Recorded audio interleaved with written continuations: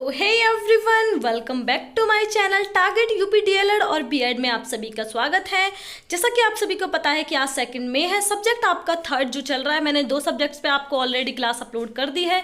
ये है आपका सेकंड सब्जेक्ट जो कि विज्ञान है, जिसमें हम टॉपिक्स में जो बातें करेंगे, जिस टॉपिक पर आज हम बात करेंगे वो फर्स्ट टॉपिक है आप सभी का जैव विकास क्या होता है, परिस्थितिकीय तंत्र व उसके घटक बताइए, जैविक व अजैविक घटक क्या होते हैं। तो वीडियो को शुरू से एंड तक देखिए और वीडियो को स्किप बिल्कुल मत कीजिए। वीडियो अच्छी लगे तो लाइक जरूर कीजिए, शेयर जरूर कीजिए और सब्सक्राइब कर देना मेरे चैनल को। तो स्टार्ट करते हैं अपनी वीडियो। ये आप सभी की साइंस की फर्स्ट क्लास है। आज हम इसमें डिस्कस करने वाले हैं जैव विकास क्या होता है, परिस्थितिकीय तंत्र एवं उसके घटक, जैविक व अजैविक घटक क्या होते हैं। हम इन सब चीज़ों के बारे में डिस्कस करेंगे। फर्स्टली आप सभी को बता दूं जैव विकास क्या होता है। ध्यान से सुनिएगा, एक एक पॉइंट्स आपको एक्सप्लेन करती चलूंगी, क्योंकि साइंस में आप सभी की बहुत ज़्यादा बैक आई है।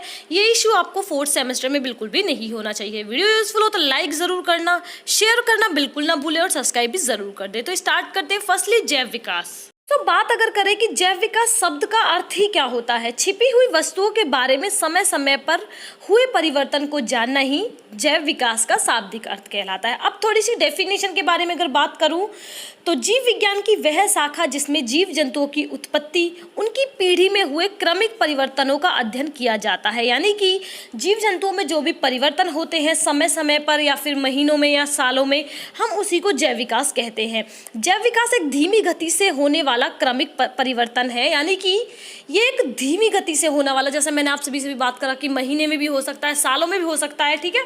ये सिर्फ जीव जंतुओं में होता है, जिसे हम जैव विकास कहते हैं। आई होप आप लोग को जैव विकास की डेफिनेशन बिल्कुल समझ में आ गई होगी। अब बात करते हैं जीवों में विविधता एवं समानता, यानी कि diversity and similarities in organism. सरलम अमीबा में विशालकाय व्हेल तथा जटिलतम मानव सहित जंतुओं की लगभग 12.5 लाख जातियों तथा बैक्टीरिया से लेकर विशालकाय वृक्षों तक पादपों की लगभग 5 लाख से अधिक जातियों की खोज हो चुकी है। इसके अध्ययन से पता चलता है कि जीवों में विविध होने वाली उनकी संरचना संगठन में मूलभूत समानता पाई जाती है।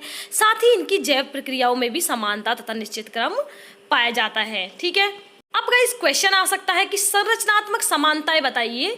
जीव जंतुओं में सभी जीव परमाणुओं व अणुओं के संयोग से बने होते हैं।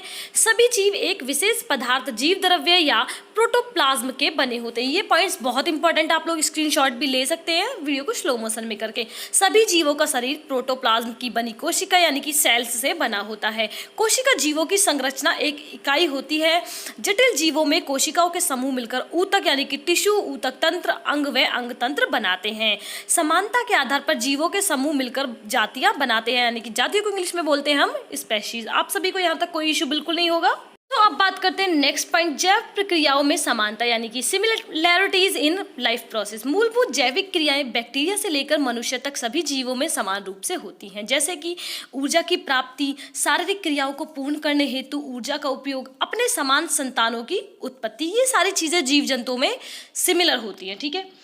इन मूलभूत जैविक क्रियाओं को पूरा करने के लिए सभी जीवों में 3 मुख्य क्रियाएं समान रूप से होती हैं। अगर इनकी बात की जाए 3 मुख्य क्रियाओं की, तो वो है आपकी ऊर्जा का स्थानांतरण यानी कि एनर्जी ट्रांसफॉर्मेशन। यद्यपि माइक्रोब्स, पादप व जंतुओं कोई समानता नहीं दिखाई देती है, किंतु सभी में जैव क्रियाएं के लिए आवश्यक ऊर्जा ग्लूकोज से प्राप्त की जाती है। ग्लूकोज के अपचय तथा ऊर्जा मुक्ति की सभी रासायनिक प्रक्रियाएं, उनकी उत्प्रेरित करने को वाले एंजाइम तथा इनके अंतिम उत्पाद सभी जीवों में समान होता है। ऊर्जा स्थानांतरण व रूपांतरण की क्रियाओं में समानता से स्पष्ट हो जाता है कि सभी जीवों का उद्भव एक ही आदि पूर्वज से हुआ है। तो आप सभी को यहाँ तक कोई इशू बिल्कुल नहीं होना चाहिए। अब बात अगर करें हम लोग आनुवंशिक संकेत क्या होते हैं, यानी कि जेनेटिक सिग्नल्स, आप सभी समझ गए होंगे। सभी जीवों में आनुवंशिक सूचनाएं डीएनए में नाइट्रोजीनस क्षारकों के क्रम से रूप में संचित रहती है। इन्हीं के माध्यम से जीवों के लक्ष्य उनकी संतति में प्रेषित होते हैं। युग्मकों के द्वारा मात्र एवं पितृ जीवों से आनुवंशिक पदार्थ यानी कि जायगोट में पहुंचता है। इसे एक कोशिकीय युग्मनज से पूर्व जीव का वर्धन होता है, ठीक है। यहाँ तक आप सभी को कोई इशू नहीं होना चाहिए। इसका थर्ड है प्रोटीन संश्लेषण की यांत्रिकी यानी कि mechanism of protein synthesis.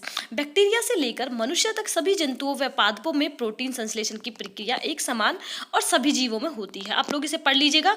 Firstly जो जो पॉइंट्स आप सभी के एक्सप्लेन करने वाले हैं वो सारी चीज़ें मैं आपको एक्सप्लेन करते हुए चलूँगी। आप सभी को यहाँ तक कोई इशू बिल्कुल नहीं होगा। कमेंट बॉक्स में कमेंट कर सकते हैं, जिस भी टॉपिक में कोई इशू है आपको अच्छे से समझा दिया जाएगा।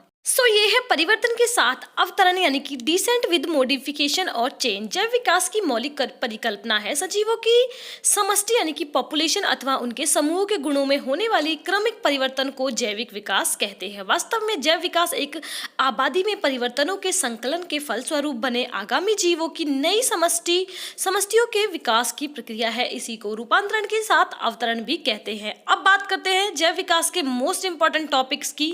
अब बात करते हैं आपकी ओपेरिन थ्योरी क्या होती है। जीवन की उत्पत्ति में ओपेरिन वाद के अनुसार प्रारंभिक कोशिका रूपी सरल आदि जीवों में से एक तो जटिल एक कोशिकीय जीवों का विकास हुआ तथा दूसरी ओर इनमें से कुछ ने समूह में आकर प्रारंभिक बहुकोशीय जीवों की उत्पत्ति की। यानी कि कुछ जीव एक कोशिकीय और कुछ बहुकोशिकीय, ठीक है।